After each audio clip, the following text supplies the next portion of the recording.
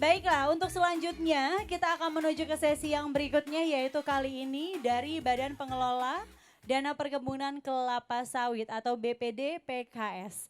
Untuk itu akan ada presentasi dan juga nanti akan dipimpin oleh moderator kita Bapak Sunari. Pada Bapak Sunari kami silahkan. Sungguh Pak Sunari ini memberikan semangat sekali. Boleh kita berikan semangat sekali lagi dengan tepuk tangan, senyumnya luar biasa. Silakan Pak, the stage is yours.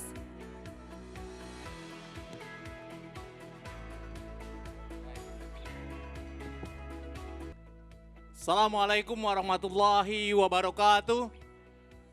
Selamat sore dan salam sejahtera bagi kita semua.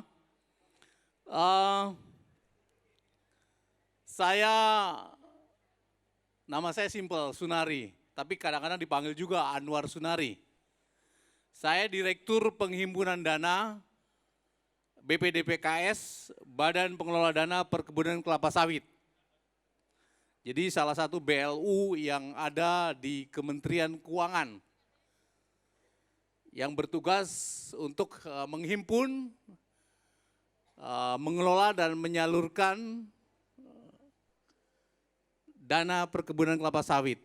Baik, di samping saya akan mungkin presentasi sebentar, saya akan panggil ini guru-guru saya dan juga senior saya, Bapak Mukti Sarjono.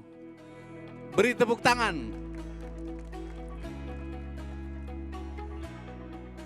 Beliau adalah eksekutif,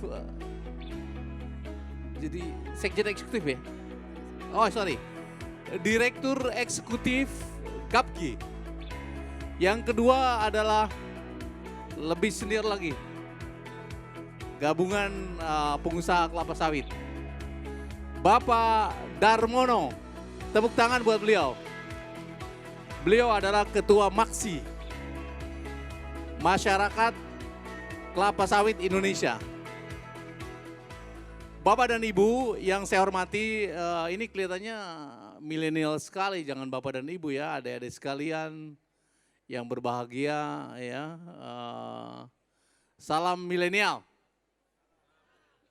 Ya, saya sebenarnya diminta untuk jadi speaker, tapi karena tidak ada moderator, saya yang lebih muda.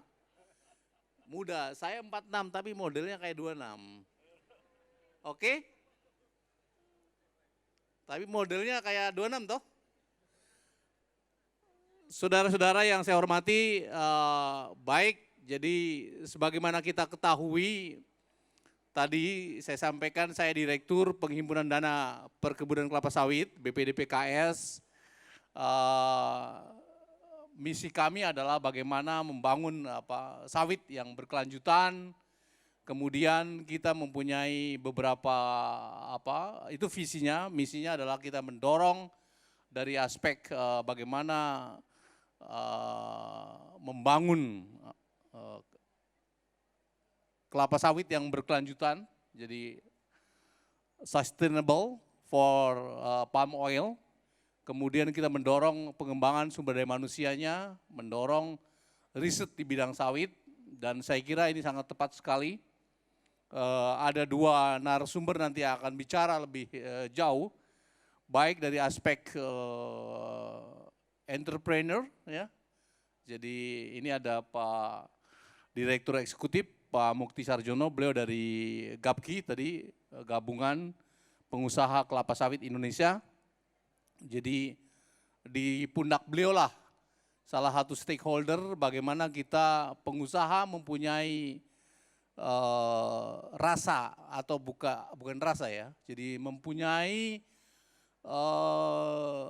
keberpihakan juga kepada tentunya petani, pekebun sawit serta pelaku-pelaku sawit yang lainnya di dalam rangka kita dapat membangun sawit sebagai backbone, tulang punggung daripada perekonomian kita. Adik-adik milenial, jadi sebagaimana kita ketahui, kelapa sawit ini pada saat krisis, kemudian pada saat terjadi eksternalitas slowdown growth di pertumbuhan, kelapa sawit tetap dia net exporter. Jadi kelapa sawit merupakan backbone tulang punggung daripada penghasil devisa non migas. Tepuk tangan untuk kita semua.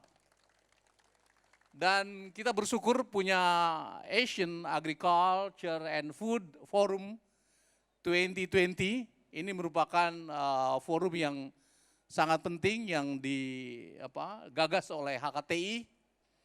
Dan banyak sekali stakeholder saya kira yang terlibat di dalam Asian Agriculture and Food Forum. Jadi tadi saya bicara bahwasanya sawit menjadi backbone. Kalau backbone berarti kita harus pikirkan dari mulai hulu, ya, dari mulai upstream sampai downstream. Petani harus kita perhatikan, pekebun, gabungan kelompok tani. Oleh karenanya BPD PKS mempunyai tugas yang sangat penting, yang sangat mulia untuk membangun petani kebun atau pekebun, kemudian yang berhimpun di dalam kelompok pekebun, kemudian berhimpun dalam koperasi, kita berikan permajaan. Nah, tentunya tidak hanya dari aspek permajaan saja, kita juga didik anak-anak mereka dalam pengembangan kapasitas SDM agar mereka dapat mengikuti perkelapa sawitan, baik itu dari aspek kultur teknis sampai kepada hilirisasi. Nah, adik-adik juga ada sebagian yang semoga mendapatkan beasiswa daripada pengembangan BPD PKS dari aspek peningkatan kualitas sumber daya. Demikian juga kita melakukan pelatihan, kita memberikan riset, kita memberikan upaya-upaya untuk hilirisasi di sektor sawit. Itu tugas daripada BPD PKS. Jadi ini saya kira sangat strategis yang kita lakukan ke depan karena memang sawit tadi saya katakan sebagai backbone daripada perekonomian nasional, terutama dari aspek penghasil devisa sektor non-migas. Dan sebagaimana kita ketahui, di samping kita melakukan perbaikan atau replanting daripada sawit, kita juga menjalankan direktif Presiden dengan adanya B20, B30 dalam rangka apa? Dalam rangka untuk stabilisasi harga, ya enggak. Jadi kita tidak banyak istilahnya mengikuti atau katakan mengikuti irama oleh salah satunya misalnya EU dan lain sebagainya, karena kita menciptakan ceruk pasar di dalam negeri dengan pengembangan biodiesel. Dan ini sangat penting dalam rangka pertama untuk stabilisasi harga karena faktor aspek supply dan demand, dan juga untuk meningkatkan nilai tambah serta tetap terakhir ujung-ujungnya adalah welfare daripada pekebun. Baik, saya tidak akan banyak bicara karena di depan kita sudah akan tampil dan akan disesuaikan tentunya dengan apa forum kita ini. Pak Mukti Sarjono, beliau adalah Direktur Eksekutif Director dari GAPKI, dan Pak Darmono. Jadi memang nanti Pak Darmono akan cerita banyak karena memang kalau kita bicara sawit akan bicara antara mungkin fuel gitu ya, feed and food. Ya, jadi sawit itu tidak ada satupun yang terbuang. Jadi saya kira mungkin beliau akan arahnya ke sana, sementara Pak Direktur Eksekutif GAPKI mungkin akan bicara masalah-masalah global, masalah-masalah peran daripada GAPKI di dalam mendorong kemajuan perkelapa sawitan, terutama dari aspek mungkin perdagangan ya Pak ya, perdagangan internasional dan juga upaya-upaya yang dapat dilakukan untuk tetap ujung-ujungnya bagaimana masyarakat kita ini sejahtera. Baik, saya kira saya sekaligus pemapar, speaker, tapi karena saya paling muda di antara beliau ini, waduh. Sehingga saya menjadi moderator sekaligus. Tadi ini saudara saya nih, Dr. Mauli. Iya. Jadi dokternya beliau mondok di kantor. Oke Pak Mauli, kalau saya dokter beneran. Sorry. Jadi baik, saya berikan kesempatan nanti mungkin lebih banyak kita ketanya jawab. Boleh juga nanya ke moderator, boleh juga nanya ke speaker, karena saya sekaligus speaker dan moderator. Karena saya tadi sudah didaulat oleh beliau-beliau ini, karena yang paling muda dan katanya rada gantengan sedikit. Jadi saya didaulat sebagai moderator. Adik-adik, tadi saya keliru, umur saya sebenarnya 56. Saya kelahiran 64. Sebentar lagi mungkin insya Allah, karena anak saya sudah terlambat 6 bulan katanya, 6 minggu. Jadi ya mungkin 9 bulan lagi saya udah punya cucu. Dan saya akan tidur dengan nenek-nenek. Karena saya dipanggil Aki, gitu. Tapi modelnya masih berapa ya Pak ya?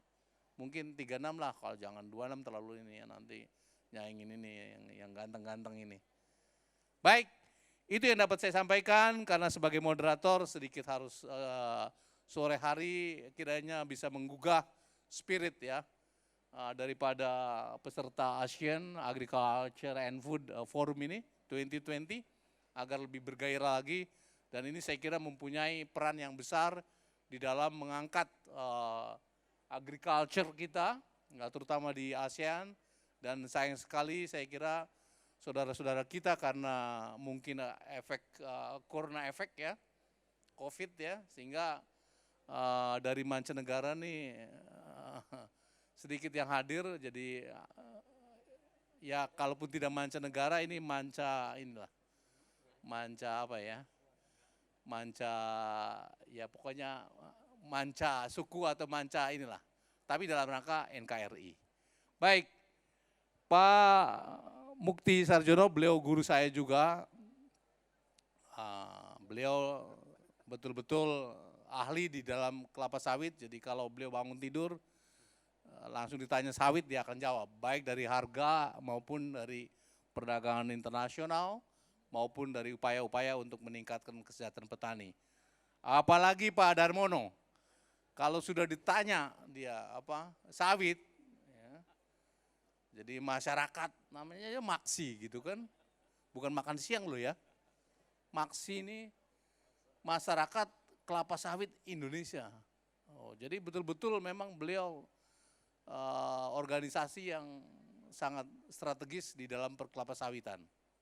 Baik, kepada Pak Mukti Sarjono, Magister of Science, karena beliau dari Amerika, lulus Amerika, saya persilakan untuk menyampaikan paparannya. Monggo diatur saja waktunya. Ya, jadi artinya, mohon maaf kepada panitia, kita diberi kesempatan 1 jam ya? Ya? Oke, 1 hour. Jadi artinya mungkin Pak mau agak cepat. Kemudian lebih banyak ditanya jawab. Setuju adik-adik dan Bapak Ibu sekalian? Sekali lagi tepuk tangan untuk semuanya. Terima kasih. Assalamualaikum warahmatullahi wabarakatuh. Selamat sore dan salam sejahtera bagi kita semua. Makasih Pak Dr. Sunari. Adik-adik sekalian, ini kebanyakan adik-adik kan. Assalamualaikum warahmatullahi wabarakatuh. Terus terang, pertama kami diminta untuk menjadi pembicara di sini. Kepikiran kita adalah, wah ini Asia nih, pertemuan Asia, petani se-Asia nih. Mesti kan harus bahasa Inggris kan. Nih ternyata yang datang kebanyakan adalah adik-adik mahasiswa. Jadi mari kita sama-sama belajar kelapa sawit. Adik Mbak, mulai aja bisa slide-nya. Jadi kalau kita bicara kelapa sawit memang kadang-kadang berpikirnya adalah ini adalah komoditi ekspor, kemudian ini adalah komoditi yang hanya dilakukan oleh perkebunan besar saja. Sebenarnya kalau kita mau lihat sawit ini, 40% dari areal kelapa sawit di Indonesia ini dimiliki oleh petani. Gitu ya. Jadi kalau HKTI mengambil tema salah satunya adalah kelapa sawit ya memang pas juga lah karena ada 40% di dalamnya. Mari kita lihat, kita belajar kelapa sawit, ya, terutama dari mahasiswa nih. Jadi saat ini kelapa sawit itu tumbuhnya luar biasa, ya, tumbuh luar biasa, nggak kelihatan ya. Tumbuh luar biasa. Kalau tahun 2015 kita hanya memproduksi sekitar 32 juta ton CPO, tapi kita mampu ekspor 27 juta ton. Tahun 2019 kita produksinya 47 juta ton. Kita mampu ekspor 37 juta ton. Jadi hampir sekitar berapa persen ini? 37 dari 47. Jadi hampir 80% produksi sawit kita adalah diekspor. Ya. Besar sekali. Nilainya nanti akan saya sampaikan. Nilainya itu setiap tahunnya lebih dari 20 miliar US dollar. Nah kalau 20 miliar US dollar, kalau kita kalikan dengan sekarang kurs rupiah, kurs dolar sekitar 14.500, berarti kita dapatkan uang dari ekspor kelapa sawit hampir 300 triliun rupiah. Jadi kalau kita belikan kopi, mungkin kopinya nggak cukup nih. Apalagi kalau dibelikan kerupuk, mungkin satu gedung sajian ini juga akan terpenuhi oleh kerupuk. Itulah besarnya peranan ekspor kita. Dan ini semuanya ekspor ini adalah untuk dunia, ya, untuk dunia. Jadi yang untuk dalam negeri hanya sedikit sekali. Oke, kemudian, nah kemana saja kita ekspor? Ya, kemana kita ekspor? Nah ternyata ya tahun kemarin 2019 maaf, kita ekspor yang paling banyak adalah ke Cina. Cina itu hampir 8 juta ton. Ini termasuk semua produk kelapa sawit, termasuk oleochemical dan juga untuk biodiesel. Kemudian yang kedua adalah Uni Eropa. Ketiga India. Nah, kemudian keempat Afrika, kemudian juga ada Pakistan dan sebagainya. Jadi kalau India, Pakistan, Bangladesh jumlahnya banyak penduduknya dan mereka memang konsumsi minyaknya juga banyak. Hampir setiap masakan mesti menggunakan minyak. Uni Eropa yang menarik adalah Uni Eropa. Uni Eropa ini setiap tahun atau hampir setiap hari melakukan kampanye negatif terhadap kelapa sawit. Katanya sawit penyebab deforestasi, penyebab matinya orang hutan, penyebab terpinggirkannya gajah dan sebagainya. Ternyata mereka setiap tahunnya hampir 5 juta ton mereka impor. Ini menandakan bahwa mereka juga butuh kelapa sawit. Oke, terus nanti kita diskusinya. Kemudian ekspor kita bentuknya seperti apa? Sementara orang bilang bahwa ekspor kita umumnya adalah dalam bentuk bahan baku ataupun CPO ataupun crude palm oil. Ternyata tidak. Yang kita ekspor dalam bentuk CPO itu tinggal 21%. Yang paling besar adalah dalam bentuk sudah downstream. Ada RBDPO, ada olain dan sebagainya. Kemudian yang lainnya, yang lainnya ada biodiesel dan juga ada oleochemical. Ya. Oke, kemudian ini nggak usah, terus saja. Ini juga hampir sama.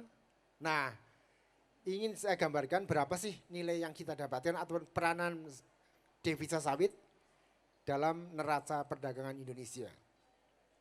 Jadi adik-adik sekalian, kalau kita lihat Indonesia ini sejak tahun 2018 kita itu defisitnya cukup besar, hampir 2018 defisit kita 8,6 miliar US dollar. Kemudian tahun 2019 3,2 miliar US dollar. Tapi ekspor sawit, pendapatan dari sawit tahun 2018 20 miliar US dollar. Kemudian 2019 juga 20 miliar US dollar. Jadi kalau nggak ada kelapa sawit, maka negara kita akan tekor. Ya. Neraca perdagangan kita akan semakin dalam kekurangannya. Jadi itulah makanya Pak Jokowi juga sangat sangat mendorong agar ekspor kelapa sawit juga terus dapat ditingkatkan, dan yang menjadi salah satu penyebabnya adalah impor migas yang semakin tinggi.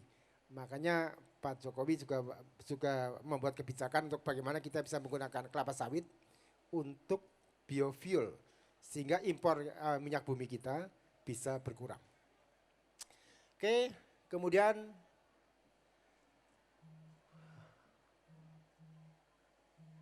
ini saya kira terus saja. Lah kemudian bagaimana konsumsi kita di dalam negeri yang paling banyak. Jadi tadi kalau penggunaan di dalam negeri yang paling banyak tentunya adalah untuk kebutuhan food, ya, kebutuhan food yang biru. Kemudian yang oil chemical itu semakin meningkat, kemudian untuk biodiesel juga semakin meningkat. Tapi yang paling banyak adalah untuk kebutuhan untuk food, terutama adalah untuk minyak goreng dan juga untuk margarin. Sedangkan oil chemical macam-macam penggunaannya untuk sabun, kosmetik dan sebagainya. Oke, kemudian ini ekspor kita, bentuk ekspor kita juga semakin berkembang. Yang dulunya lebih peranan CPO itu dulunya cukup tinggi, sekarang semakin turun. Yang paling besar adalah refine. Yang menarik adalah di tahun 2019 kemarin kita ekspor untuk oil chemical meningkatnya luar biasa, ya. Hampir 3 juta ton. Ini juga menandakan bahwa industri kita juga berkembang, industri untuk mengolah dari bahan baku kelapa sawit. Ini perkembangan harga, memang sawit luar biasa, berkembang hampir mengikuti irama harga minyak bumi. Dan kemarin sempat kita ada kenaikan yang cukup tinggi sejak bulan November Desember, tapi kemudian mungkin 2 hari ataupun seminggu terakhir ini karena harga minyak bumi turun cukup drastis, harga sawit pun ada mengalami tekanan. Oke, kemudian saya ingin menggambarkan bahwa adik-adik sekalian, sawit kita itu diusahakan oleh perkebunan rakyat, kemudian perkebunan besar milik negara, dan perkebunan besar milik swasta. Dan yang menarik adalah ternyata perkebunan rakyat produktivitasnya adalah sangat-sangat rendah, jauh lebih rendah dibandingkan dengan perkebunan besar. Inilah yang menjadi PR dari bangsa kita. Makanya sekarang pemerintah sudah melalui BPDPKS memprogramkan untuk peremajaan perkebunan rakyat dalam rangka untuk meningkatkan productivity dari perkebunan rakyat. Targetnya luar biasa nih. Tahun 2017 targetnya 20.000 hektar peremajaan perkebunan rakyat. 2018 185.000 hektar.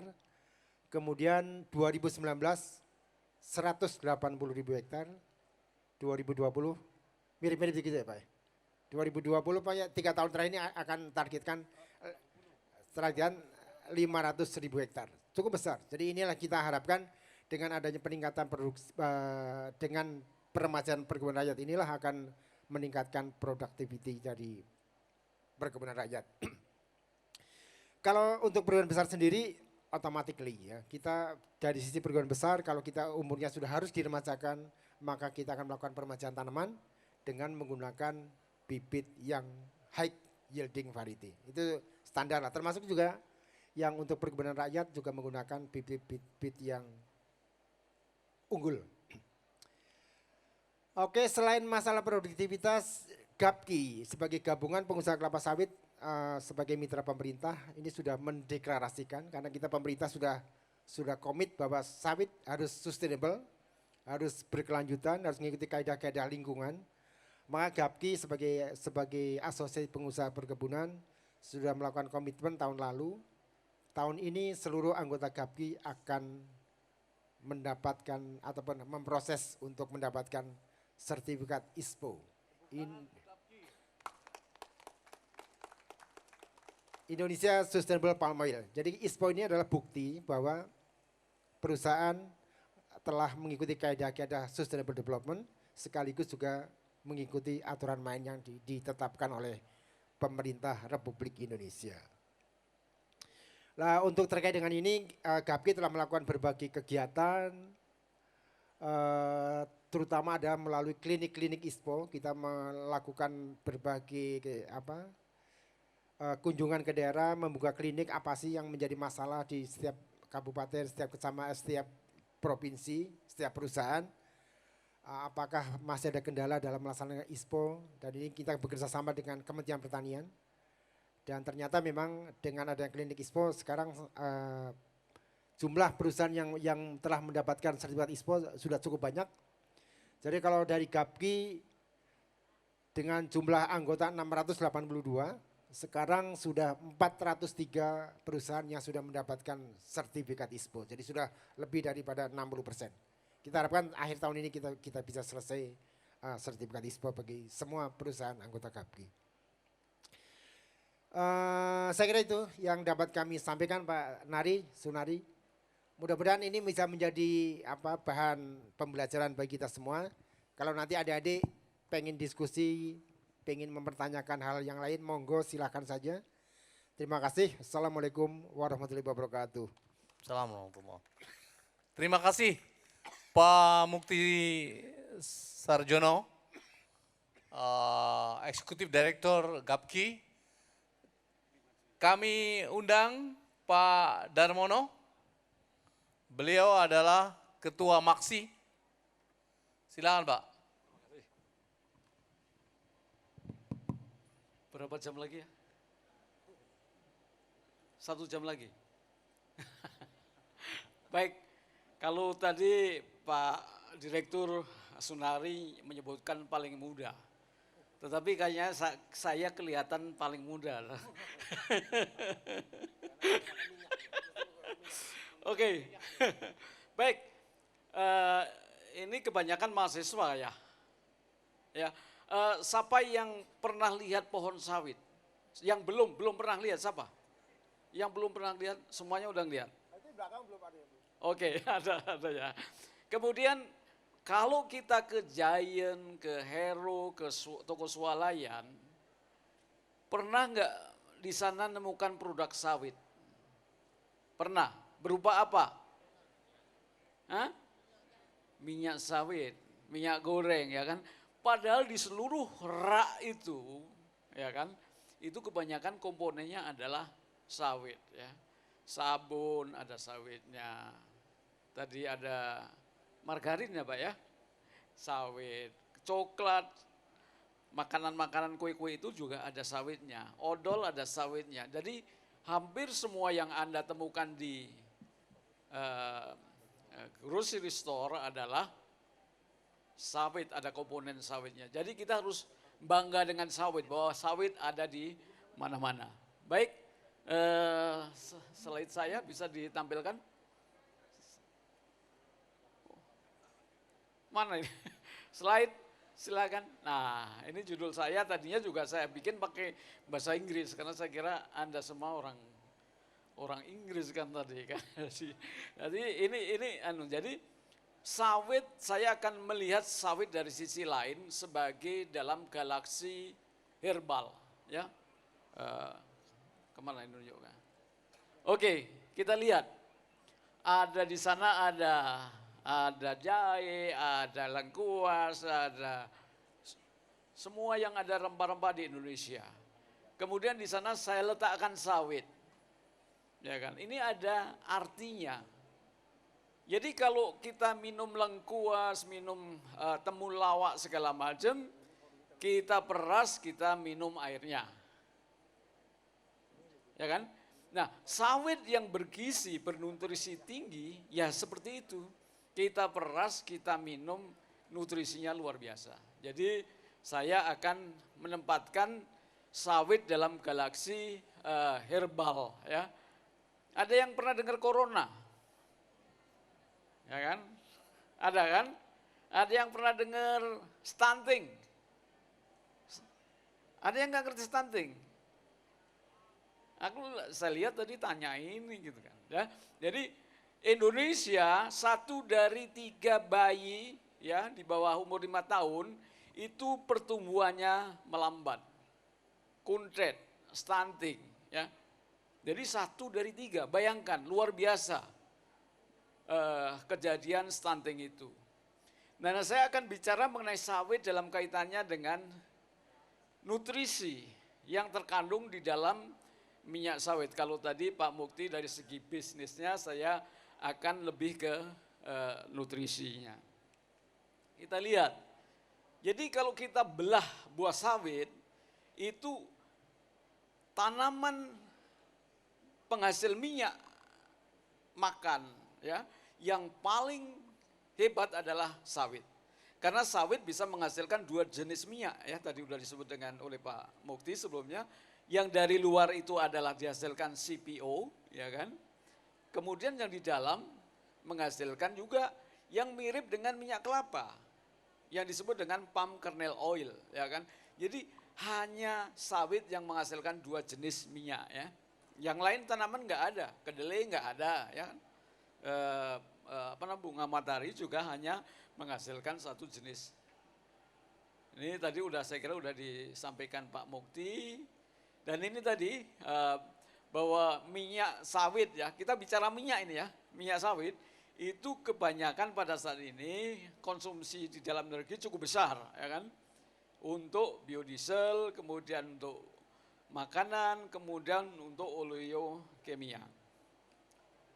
Ini saya kira saya lewati aja. Nah tadi sudah disebutkan bahwa banyak orang yang membenci sawit, ya kan?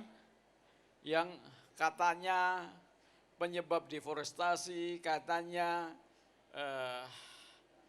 melanggar hak buruh, katanya dan segala macam. Tapi kita lihat bahwa ada minyak memang di mana tadi di supermarket ya, di Giant segala macam, di Hypermart segala macam. Tapi banyak yang nggak tahu bahwa 42% itu dihasilkan oleh petani. Ya kan? Jadi kontribusi petani atau perkebunan rakyat itu sangat besar sekali sampai dengan 42%. Nah, tadi kan, jadi kalau di negara asalnya di Afrika Barat ya, minyak sawit itu dikonsumsi bukan sebagai minyak goreng, tetapi tadi sebagai semacam herbal. Jadi diperas ya kan, kemudian diuapkan airnya, kemudian dipakai. Dan warnanya merah seperti ini. Warnanya merah seperti ini. Mananya? Oh, kurang kuat.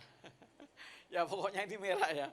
Jadi itu yang merah tadi sebelah kanan itu diambil dari yang luar, dari daging buahnya yang berada di luar. Daging buahnya berwarna merah, minyaknya kalau diperas langsung kemudian dikonsumsi juga berwarna merah. Yang kita lihat di Hero, di Giant tadi adalah minyak goreng. Ya, minyak goreng itu dihasilkan dari yang merah ini. Jadi aslinya minyak goreng itu ya merah seperti itu. Kemudian diolah menjadi jerih supaya bisa untuk goreng. Karena kita senang pisang goreng, tahu goreng, semua digoreng kan kita kan, gitu kan. Enak sekali. Nah tapi itu tadi fungsinya memang untuk menggoreng. Kalau kita bicara nutrisi, kita harus kembali ke buah aslinya yang ketika diperas merah. Merah jingga itu tandanya apa kalau di dalam buah? Tandanya kayak akan apa? Ada yang bisa? Ada yang bisa? Kayak akan apa? Wortel kayak apa? Kayak akan beta karotin, ya kan? Jadi warna merah cerah itu adalah warna bahwa dia menunjukkan kayak beta karotin, ya kan? Jadi itu. Jadi yang berwarna merah itu warna beta karotin. Tetapi juga ini kalau kita lihat ya perbandingan, jadi kandungan beta karotin di dalam minyak sawit merah yang asli tadi itu 15 kali dari yang ada di wortel. Kemudian sekian kali dari yang ada di tomat. Jadi kandungan beta karotin di dalam minyak sawit merah yang masih asli, yang belum dijadikan minyak goreng, itu 15 kali dari yang ada di wortel. Kemudian kalau kita bicara tentang ini mengenai, jadi kandungan beta karotennya bisa sampai 1750 ppm atau lebih, bahkan ada tanaman yang lebih dari itu. Jadi tinggi sekali kandungan beta karotennya. Nah, ini kalau kita bicara tentang vitamin E. Jadi selain mengandung vitamin A, provitamin A, juga mengandung vitamin E yang paling tinggi. Jadi kalau kita lihat di sini, di situ adalah yang paling bawah itu minyak sawit, kemudian yang lain minyak-minyak yang lain. Ada minyak zaitun, minyak jagung, segala macam, itu lebih rendah dari minyak kelapa sawit kandungan vitamin E-nya. Kalau bahan mengandung vitamin E yang tinggi, itu bagus untuk apa? Kulit, ya kan? Untuk kesehatan, untuk kita bikin cantik, kita bikin awet muda. Itu vitamin A dan vitamin E. Yang keduanya merupakan antioksidan yang sangat kuat. Oke, jadi sawit mengandung antioksidan yang kuat yang terdiri dari vitamin A dan vitamin E. Tetapi juga mengandung fitonutrien lainnya. Kita lihat, nah coba kita bayangkan, banyak yang bilang jangan kita mengkonsumsi banyak mie lemak jenuhnya, bahaya, enggak. Kalau kita bandingkan di sini antara minyak sawit dengan air susu ibu, komposisi asam lemaknya mirip sekali. Kita lihat, asam miristatnya rendah, di air susu ibu juga rendah. Asam palmitatnya di air susu ibu tinggi, di kelapa sawit itu tinggi. Dan seterusnya. Jadi kalau dibandingkan komposisi asam lemaknya, minyak sawit dan air susu ibu itu mirip. Jadi jangan takut minum sawit. Karena dari kecil kita sudah minum air susu ibu kan, ASI ya. Nah, itu. Jadi saya kira tidak beralasan lagi kalau kita takut-takut minum yang lemak jenuh yang tinggi. Visio, pernah dengar Visio? Virgin Coconut Oil. Pernah dengar kan? Itu hampir 100% lemak jenuh.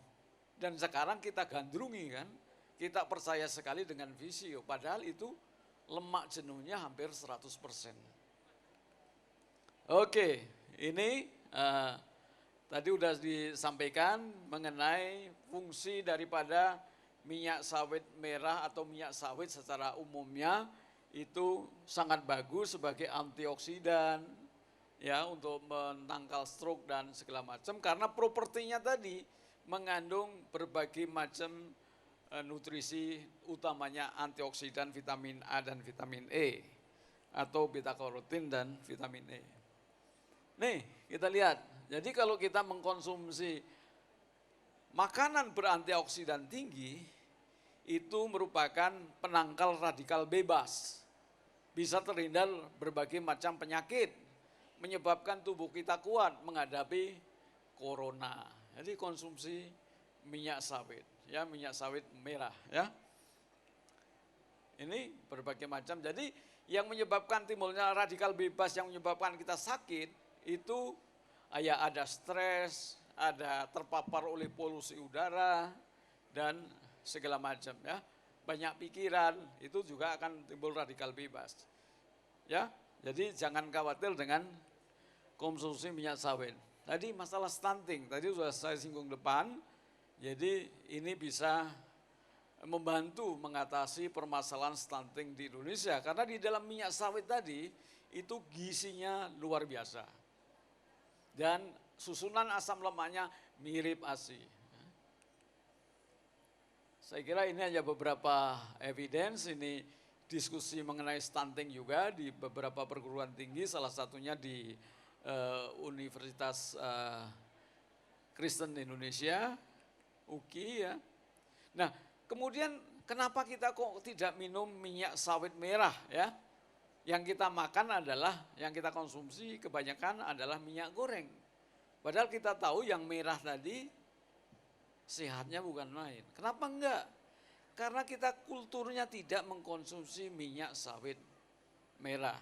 Siapa yang memiliki kultur mengkonsumsi minyak sawit merah adalah orang Afrika Barat. Jadi ini ada hubungannya, di mana tanaman tumbuh, disitulah berkembang makanan yang spesifik daerah itu. Jadi di Afrika Barat mereka konsumsi minyak yang merah-merah tadi. Enggak apa-apa mulutnya celimongan merah toh, tapi itu gizinya tinggi gitu kan. Gitu. Jadi di Afrika Barat konsumsinya minyak sawit yang masih alami, minyak sawit merah ya, untuk berbagai macam bumbu.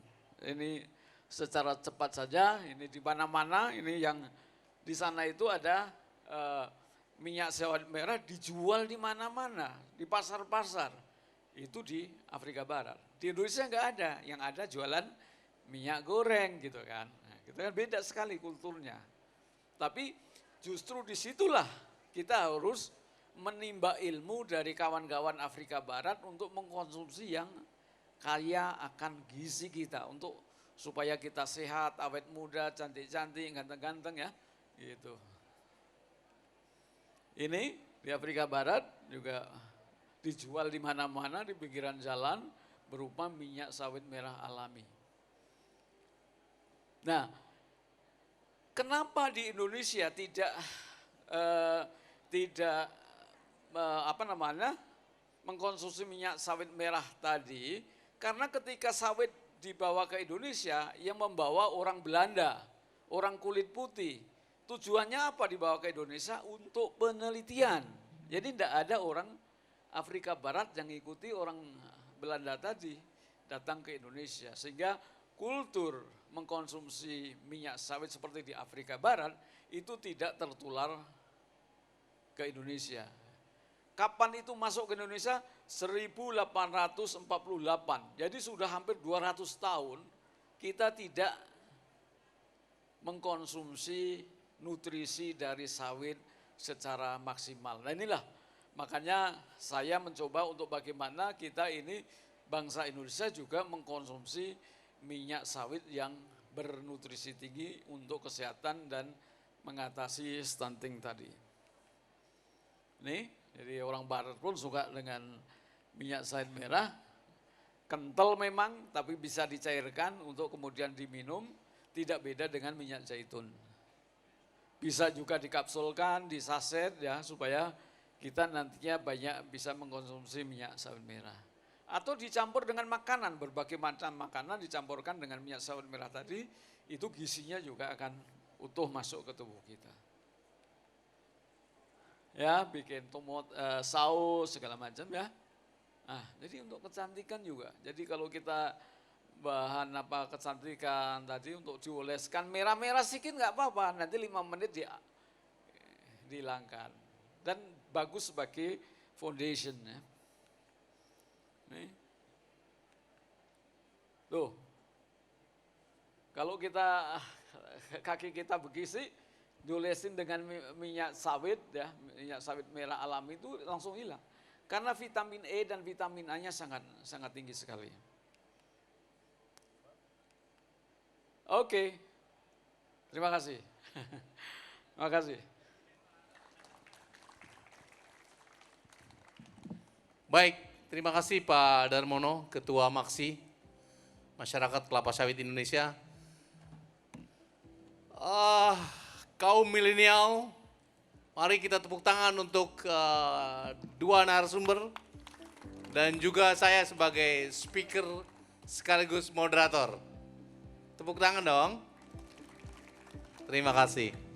Baik, karena kita dibatasi oleh waktu, kita tinggal 15 menit lagi. Betul Ibu? 15 menit lagi?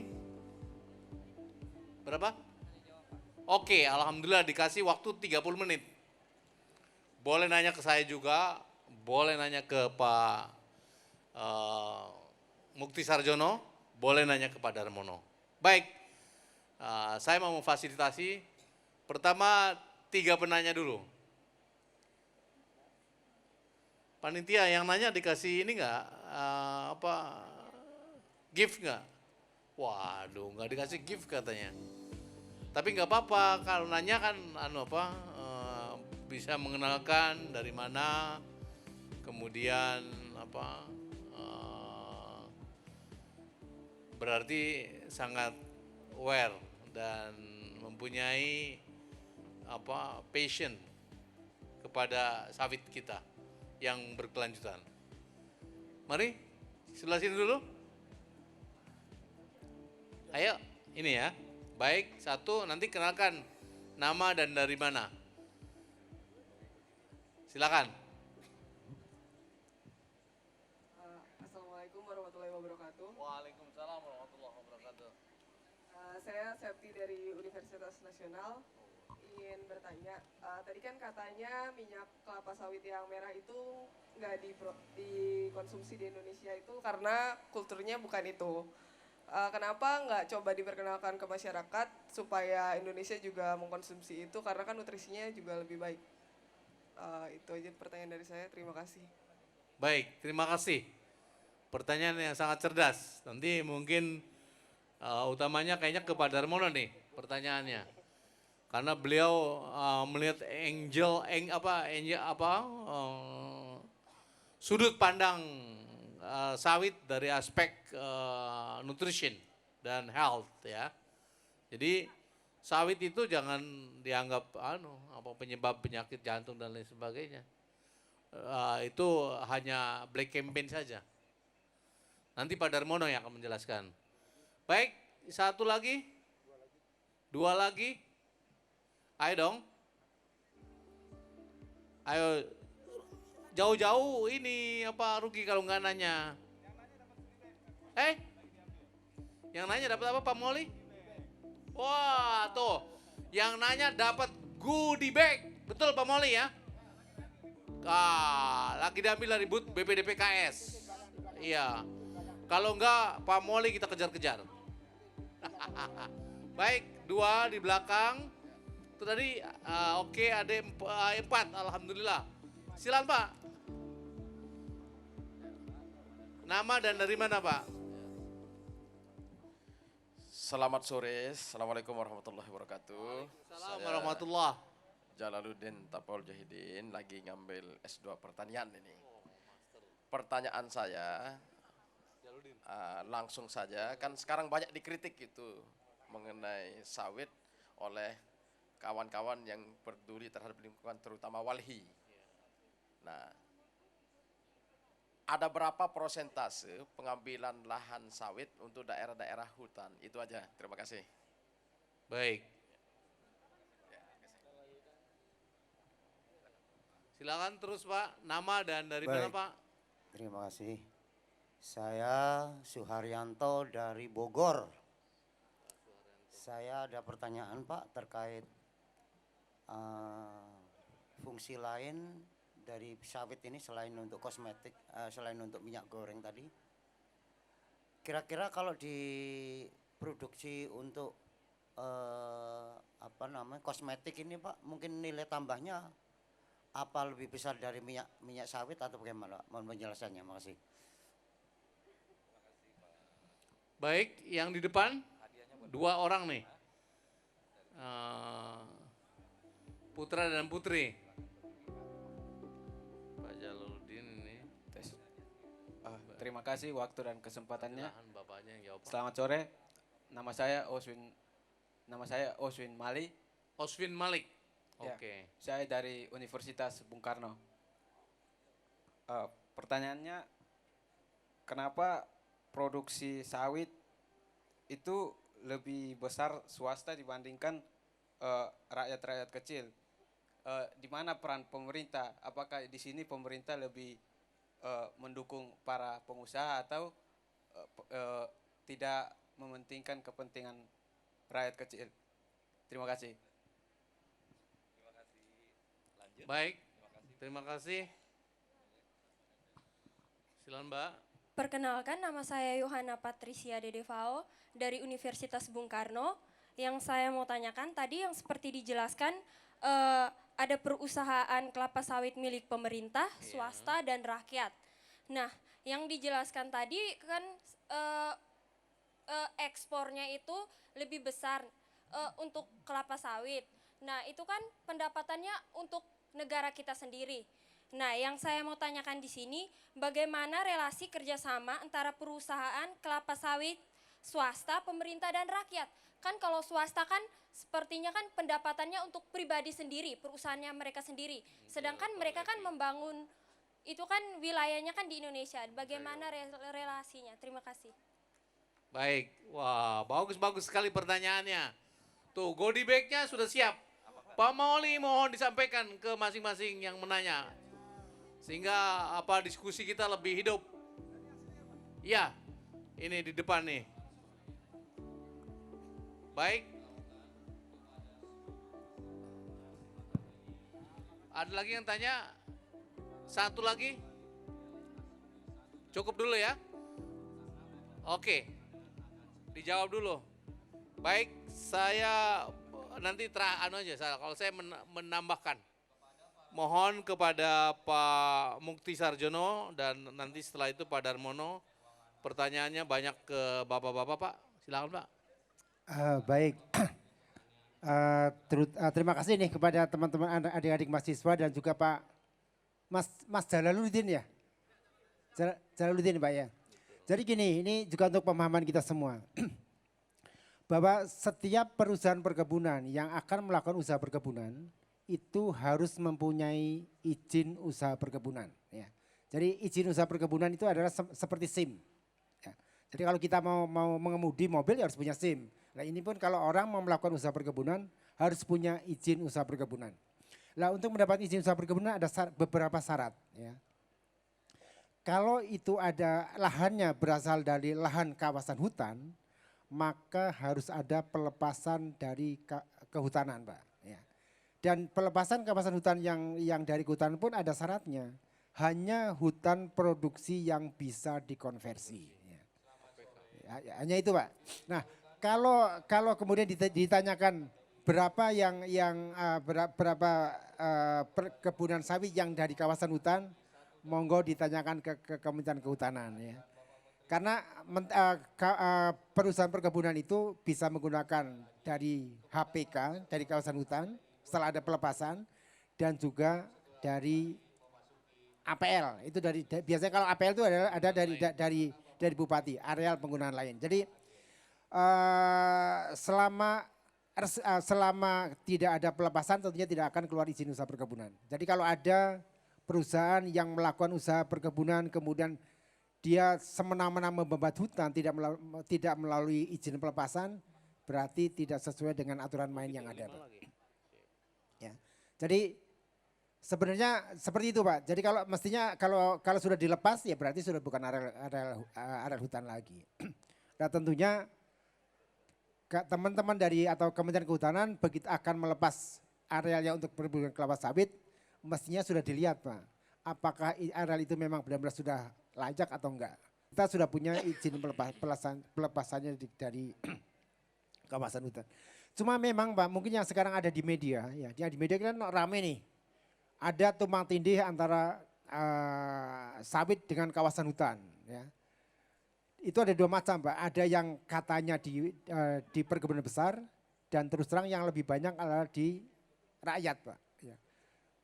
Banyak sekarang rakyat yang dulunya kita dulu sudah tinggal di situ, sudah lama tinggal di situ, kemudian sudah menanam sawit di situ, tiba-tiba masuk dalam kawasan hutan. Ini yang sekarang oleh pemerintah sedang diupayakan bisa segera diselesaikan, apakah dibuktikan ataukah dengan perhutanan sosial dan sebagainya. Tapi yang ini tentunya adalah domainnya pemerintah lah yang akan menjawab. Kemudian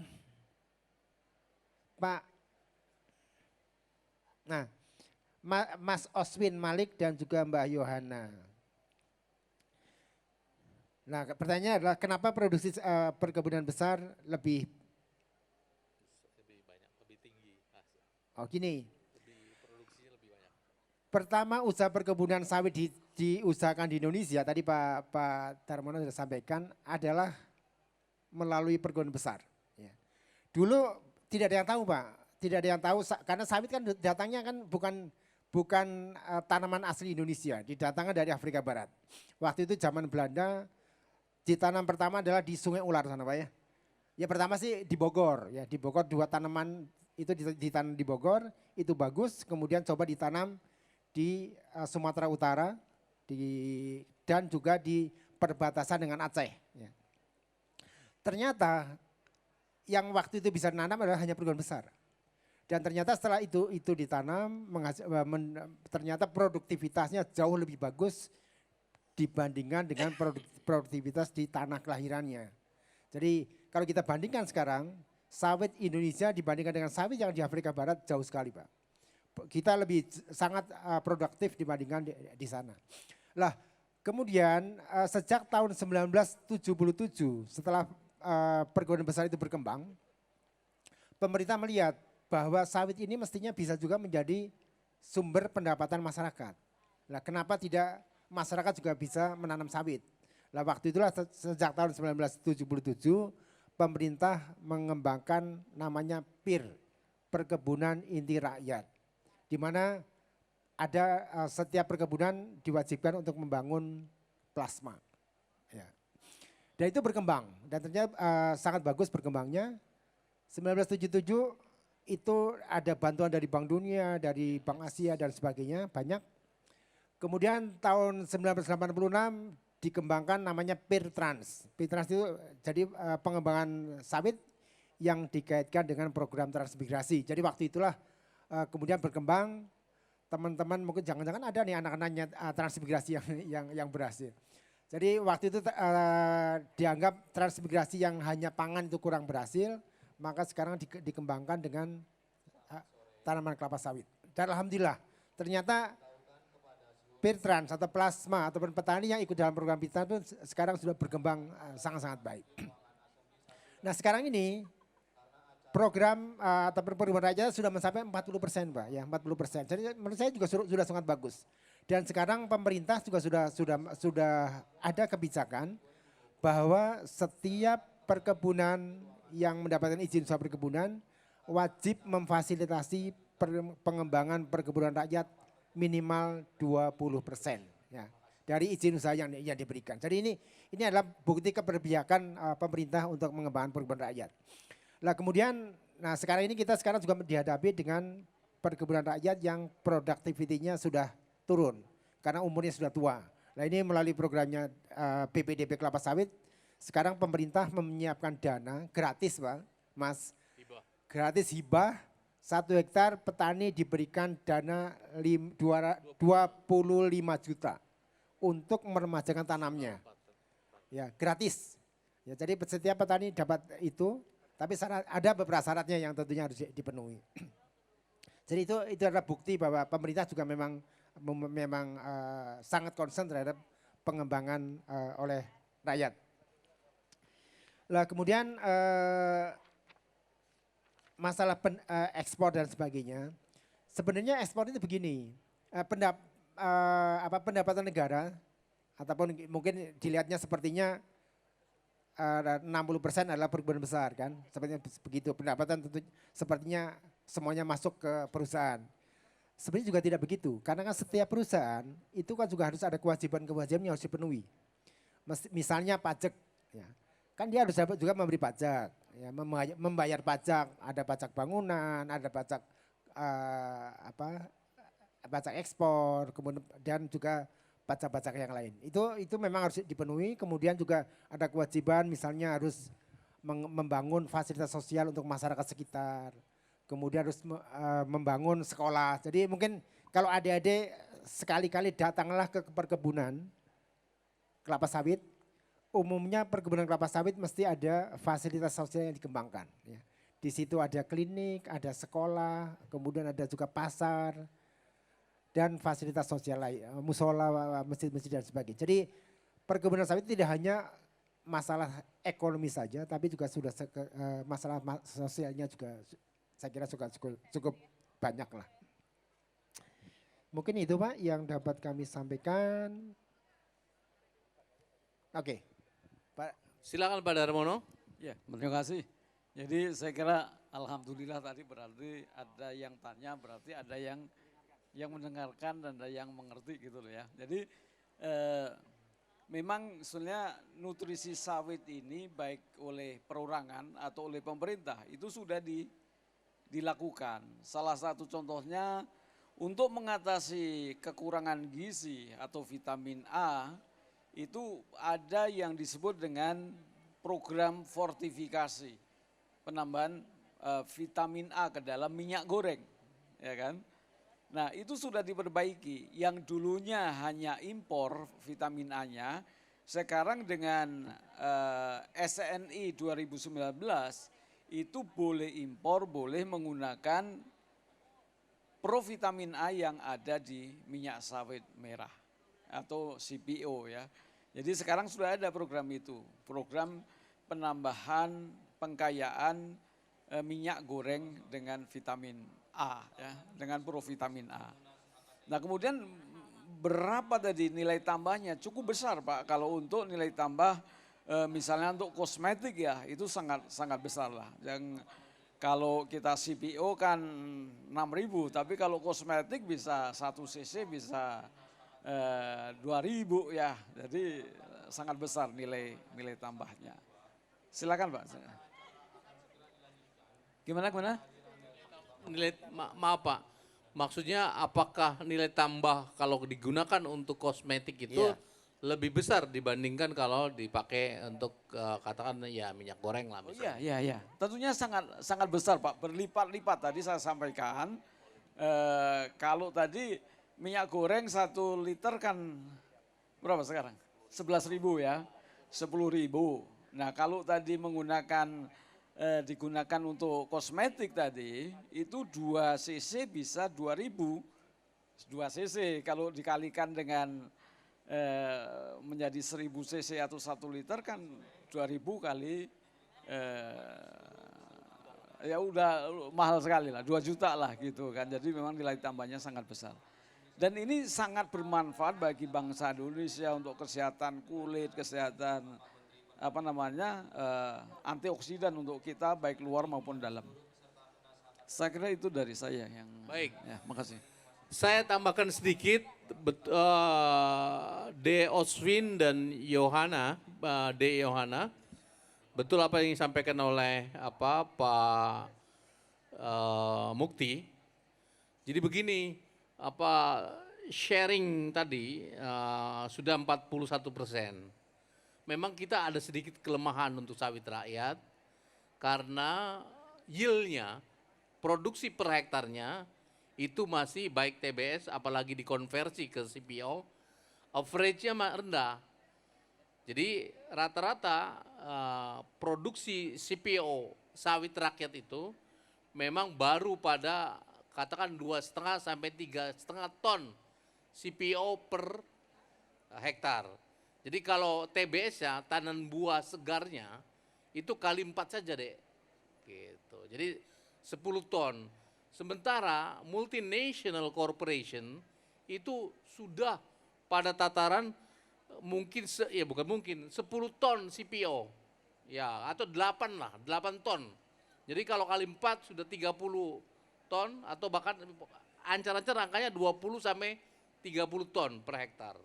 Nah, inilah peran kami di dalam rangka bagaimana meningkatkan tadi sawit-sawit rakyat yang sudah berumur tua 20 sampai 25 tahun yang sudah tidak produktif, atau sawit rakyat walaupun dia umur 10 tahun karena memakai bibit, kan kata orang Jawa bibit bobot bebet, penting tuh. Jadi adik-adik kalau mau nikah lihat dulu bibit bobot bebet ya kan. Nah jadi udah ditunggu-tunggu umur 5 tahun nggak keluar juga buahnya. Itu karena menggunakan benih yang illegitimate atau benih yang aspal. Gitu, katanya asli tapi sebenarnya palsu. Itu sehingga itu juga harus di replanting. Walaupun umurnya belum 25 tahun. Nah, kami menyediakan tadi disampaikan Pak ini, jadi 1 hektar hibah 25 juta, maksimum 1 kakak itu adalah 4 hektar. Jadi boleh dapat, tapi ada persyaratan-persyaratan lain yang nanti bisa saya sampaikan agar lebih cepat ya. Intinya pokoknya bagaimana pengembangan kelembagaannya, kemudian tadi legalitas lahannya tidak di dalam kawasan hutan dan tidak bersengketa, itu persyaratan-persyaratan yang utama. Ya tentunya kalau dia punya KK, punya KTP itu sudah syarat yang masa sih sebagai penduduk tidak punya KK atau punya KTP kan? Itu sudah di mana-mana di ujung di remote area pun KTP itu ada gitu karena sebagai kewajiban warga negara yang punya KTP. NIK ya. Kemudian perusahaan sebenarnya ada hubungan yang baik. Jadi yang mengekspor nih Pak Mukti ini sebagai asosiasi artinya eksportir kelapa sawit, gabungan pengusaha kelapa sawit Indonesia GAPKI, itu mengekspor kita pungut, ada pungutan, jadi ada bea keluar BK dan dipungut juga. Nah itu kita kumpulkan pungutan itu untuk tadi mereplanting, meremajakan sawit rakyat. Jadi negara hadir di situ. Nah melalui BPD PKS negara hadir untuk mereplanting agar produktivitas sawit rakyat itu meningkat. Mendekatilah kepada intinya tadi yang atau perusahaan intinya. Jadi kalau inti plasma, nah plasma itu mendekati produksinya meskipun ya butuh waktu. Baik, kemudian Pak Mauli sudah bilang lagi, Pak 5 lagi Pak dikasih goodie bag. Masih bisa? 5 menit lagi. Oke kalau gitu kalau 5 menit lagi 2 orang saja. 2 goodie bag. Ada? Baik 1, 2. Silakan kenalkan nama dan dari mana. Makasih. Pak Mauli, mohon maaf goodie bag-nya diantar ke depan gitu loh. Baik, selamat sore. Perkenalkan nama saya David Evan dari Universitas Nasional. Saya ingin menanyakan mengenai penggunaan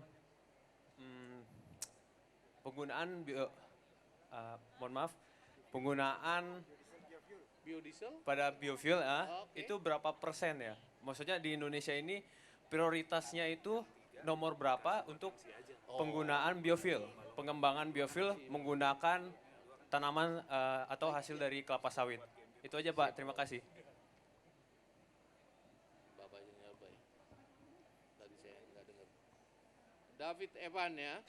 Silakan Dek. Yang mana? Mohon halo-halonya.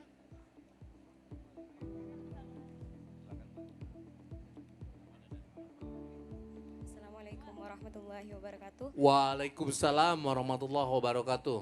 Nama saya Toyibah, saya dari Universitas Bung Karno.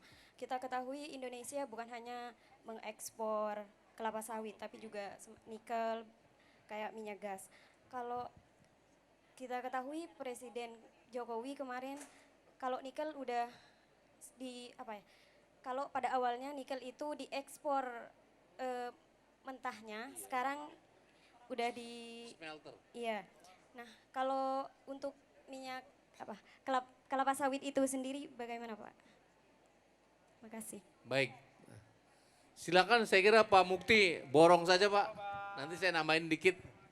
Ya makasih, ini Mbak Toyiba ini nggak menyimak tadi paparan ini. Jadi Mas David, sekarang ini kebijakan pemerintah untuk penggunaan sawit, untuk biofuel adalah sudah wajib B30. Ya.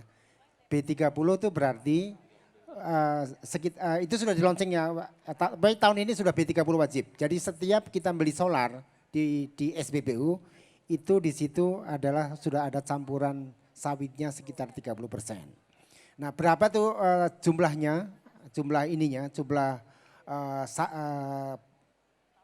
konsumsinya itu di sekitar 6,4 juta ton kelapa CPO. Ya.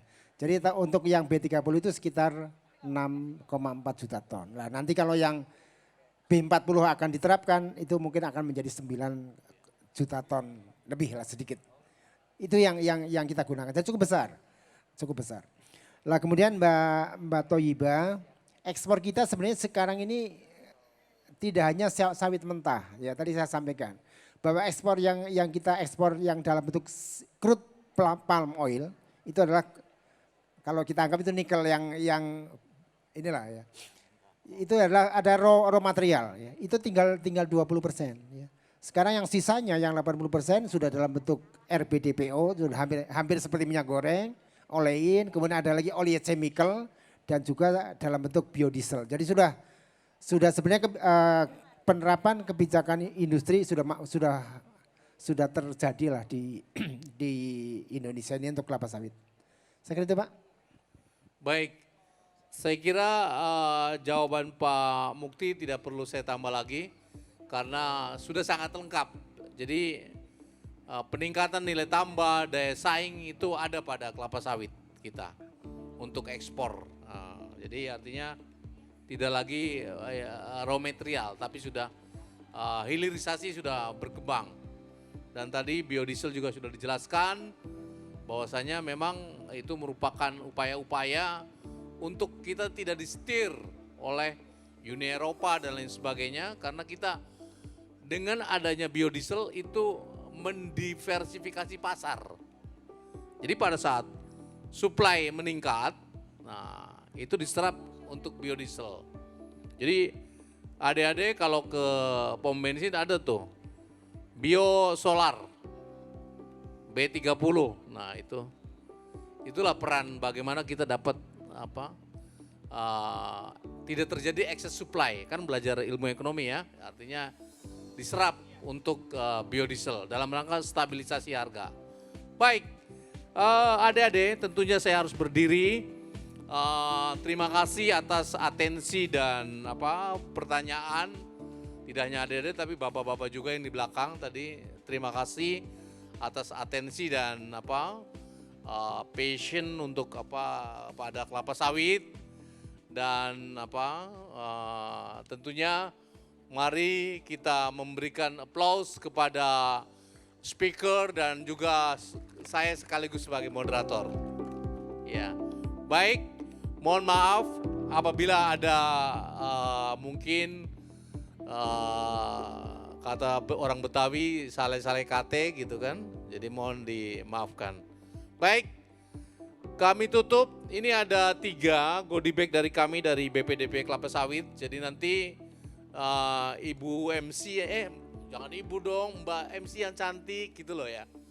Silahkan nanti goodie bag ini digunakan untuk nanti entah ada permainan atau untuk ya agar meriah begitu. Baik, saya akhiri. Assalamualaikum warahmatullahi wabarakatuh. Selamat sore dan salam sejahtera bagi kita semua. Terima kasih kepada HKTI yang telah mengadakan tadi asap ya. Baik, bukan asap-asap tapi betul Asian Agriculture and Food Forum 2020. Baik, terima kasih. Terima kasih Bapak Sunari. Boleh saya minta tepuk tangannya? Kami mohon kesediaan Bapak Sunari selaku moderator dan juga Bapak Darmono dan Bapak Mukti tidak kemana-mana. Kita boleh foto bersama terlebih dahulu Pak.